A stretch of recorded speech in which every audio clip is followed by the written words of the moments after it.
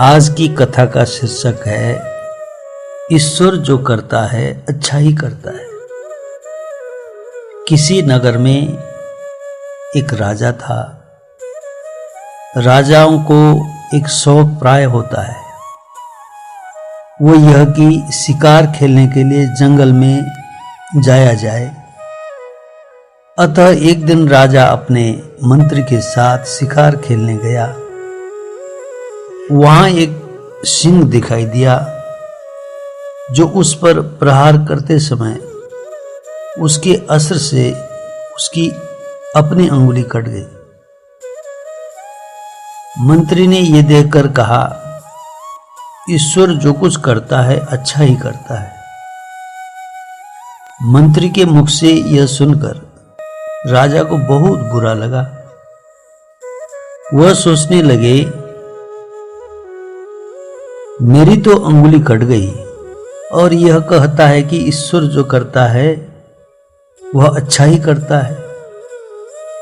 यह मेरा ही अन्न खाता है और मेरी ही हानि चाहता है।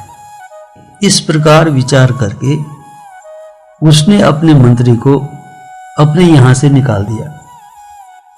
चलते समय मंत्री ने फिर कहा, ईश्वर जो करता है अच्छा ही करता है। कुछ दिन बाद राजा पुनः शिकार खेलने गया। वो एक हिरण का पीछा करते करते एक जंगल में जा पहुंचा। उसके हाथी घोड़े नौकर चाकर सब पीछे रह गए। जंगल में एक कबीला पूजन कर रहा था। उस पूजन में उन्हें अपनी कुल देवी के लिए नर बलि देनी थी। अचानक उनकी दृष्टि राजा पर पड़ी। बलि के लिए उन्होंने उसे ही पकड़ लिया। जब राजा को बलि के लिए खड़ा किया गया तो किसी की निगाह अचानक राजा की कटी हुई अंगुली पर चली गई।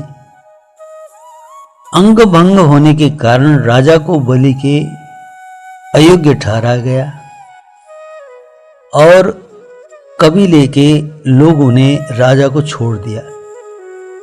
किसी तरह भटकता हुआ राजा अपने राज्य में वापस पहुंच गया।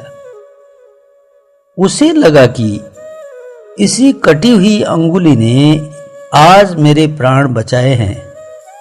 उसे मंत्री की बात का अर्थ समझ में आ गया और उस मंत्री को पुनः राज परिषद में रख लिया गया।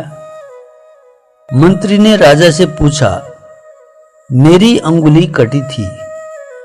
उसका अर्थ तो समझ में आ गया कि ईश्वर ने क्या अच्छा किया, क्योंकि उसी अंगुली के कारण मेरे प्राण बच सके।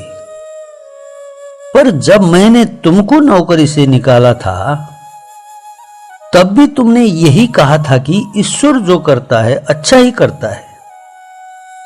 उसका क्या अर्थ था? ये राजा ने मंत्री को पूछा। मंत्री ने उत्तर में कहा, महाराज, यदि आपने मुझे निकाल न दिया होता तो उस दिन शिकार के समय मैं भी आपके साथ होता। आप तो अंग भंग होने के कारण बच ही जाते, पर मैं बलि के लिए पूरी तरह योग्य समझा जाता और उस कबीले के लोग अपनी कुल देवी को प्रसन्न करने के लिए मेरी बलि अवश्य चढ़ा देते।